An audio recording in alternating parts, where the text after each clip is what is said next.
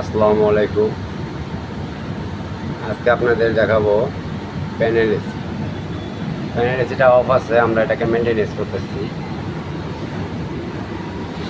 এই দেখেন, এর কন্ডেন্সার, হাই স্পিড ফ্যান, আর ইগোভটরের নিচে আছে রানার। রানারের কন্ডিশনটা দেখেন কি কি আছে। 230 ভোল্টের।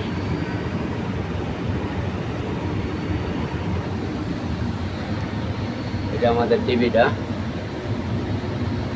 এটার ভিতরে ওভারলোড আছে, ম্যাগনেটিং কন্ট্যাক্টর আছে, এটা সার্কিট, আর এটা হচ্ছে কম্প্রেসার।